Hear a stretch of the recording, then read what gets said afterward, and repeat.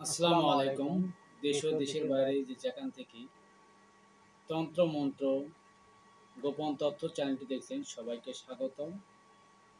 তো আমি তান্ত্রিক মোহাম্মদ ইব্রাহিম চিস্তি আপনাদেরকে আজকে বেশ কিছু জিনিস উন্মুক্ত করে দেখাবো। অনেকেই কমেন্ট করে বা ফোন করে মেসেজ করে বলেন, গুরুজি আপনি যে এই তদবিরের কাজগুলো করেন কিভাবে করেন? আর অনেকেই বলেন যে গুরুজি এই মন্ত্রের বা এই যন্ত্রের এজাজত দেন আমরা কাজ করব। তো সেই ভাইদেরকে আমি বলবো বা সেই সম্পর্কে আমি উন্মুক্ত করে কিছু কথা বলবো। আপনারা যদি ধৈর্য সহকারে শোনেন তাহলে হয়তো আপনাদের উপকারে আসবে বা উপকার হবে। তো বিশেষ করে হচ্ছে যে আমি যেভাবে কাজ করি, যেমন আপনাদেরকে আমি কিছু জিনিস দেখাচ্ছি, হয়তো অনেকেই বুঝতে পারবেন বা দেখতে পারবেন। এই জিনিসটা দেখতে পাচ্ছেন এখানে আমি লিখে রাখছি কোনটা কোন কাজের জন্য। তো যাই হোক, আমি এই পাশ থেকে দেখাই। যেমন ধরুন, আপনারা অনেকেই আছে এভাবে করে কাজ করতে পারবেন না। এই যে দেখতে পাচ্ছেন, এই যে এইটা বিচ্ছেদের জন্য, এটা অষ্টতিতার কালি দ্বারা লেখা। এই দেখুন, এরকম করে কিন্তু অষ্টতিতার কালি দ্বারা লেখা হয়। তো এই যে দেখুন, এইগুলা কিন্তু অষ্টতিতার কালি দ্বারা লেখা হয়। এবার এই যে এখানে আরেকটি দেখুন, এই যে এইগুলা আপনারা দেখছেন, যেহেতু দেখলেন, বিষয়টি হলো দেখুন, এই যে কাজগুলো, এই কাজগুলো আমি যেভাবে করি বা করে রাখি, অনেকেই এইভাবে করতে পারবেন না। তো এই যে দেখুন, আরও কিছু কাজ আমি আপনাদের দেখাচ্ছি। এই যে এখানে দেখুন, ধরুন এই যে একটা কাজ, এটা হচ্ছে প্রজাপতি নকশা। প্রজাপতি নকশা দেখতে পাচ্ছেন। তো এইরকম এই যে প্রজাপতি নকশা এরকম কিন্তু করে আমরা ভোজপত্রের উপরে কাজ করি, এটা বশীকরণের। তো এই দেখছেন, এটাও বশীকরণের। আবার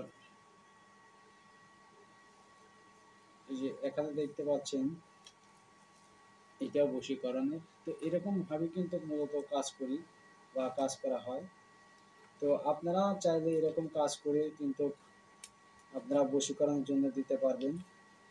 তো যারা মূলত এরকম কাজ করতে চান বা করেন, তো এগুলো কাজ করতে হলে কি কি জিনিসের প্রয়োজন হয়, যেমন এই যে আমার কাছে দেখতে পাবেন অষ্টতিতার কালি, এটি হচ্ছে বিষকালী, এটা অষ্ট বিষের কালী, এটা জৈরার কালী। এখানে দেখতে পাচ্ছেন কস্তুরী মেশক জাফরান কালী। আবার এর ভিতরে কিন্তু অন্য আরেকটি কালী আছে, কিন্তু আমি জাফরানের শিশিতে উঠে রাখছি। এটা কিন্তু কস্তুরী কালী। এই যে এখানে দেখতে পাচ্ছেন, এটাও কিন্তু কস্তুরী। তো এই সব জিনিস দিয়ে কিন্তু আমি কাজ করি। এখানে মোটামুটি 7-8 প্রকারের কালি ব্যবহার করি, করে কিন্তু আমি বিভিন্ন কাজ করি।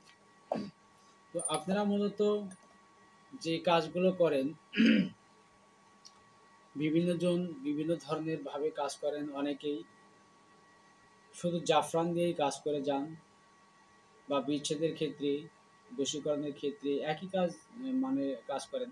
বিশেষ করে আমি যতটুকু মানে বলতে চাই সেটি হচ্ছে যে অনেকেই আছেন যারা বেশিরভাগ লাল কালির কলমই ব্যবহার করেন। তো মূলত হচ্ছে দেখুন, সঠিকভাবে কাজ করতে হলে সঠিক জিনিসের প্রয়োজন হবে।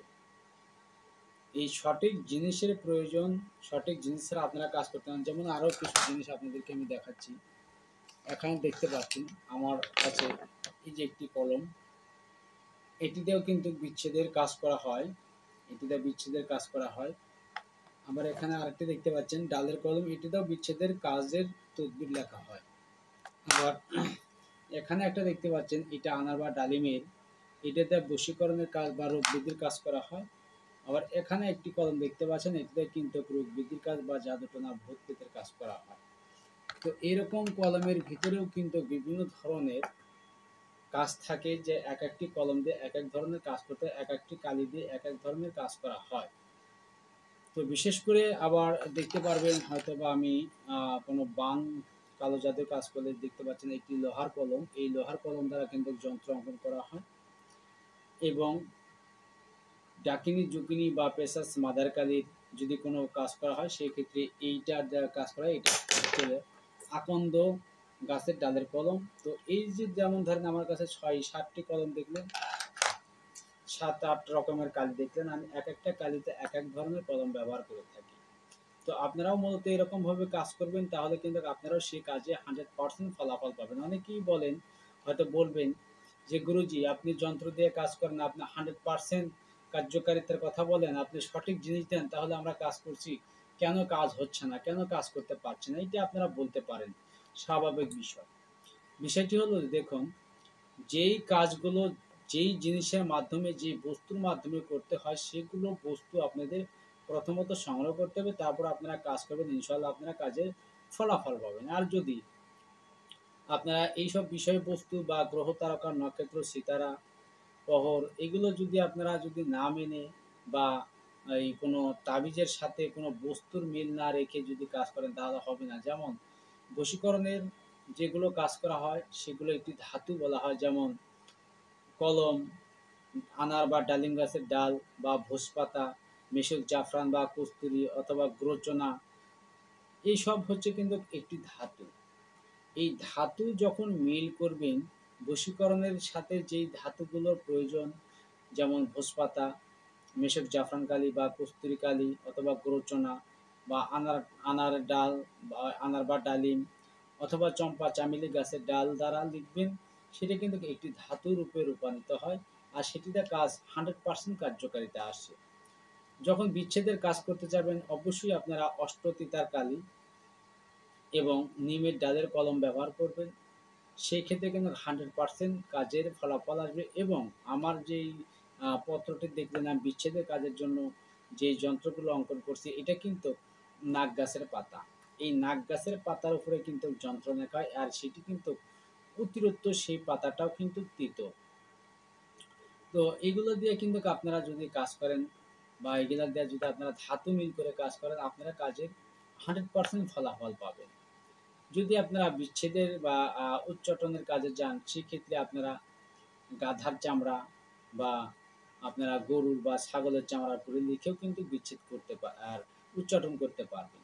যদি কারো ভিতরে বিচ্ছেদ ঘটাতে যান, সেই ক্ষেত্রে আপনাদের দরকার হবে পেঁচার হাড়ের কলম এবং বেজির চামড়া। এইসবের মধ্যে যদি যন্ত্রগুলো লিখে দেন, বিচ্ছেদের যন্ত্রগুলো, তাহলে কিন্তু 100% সেই কাজগুলো হবে।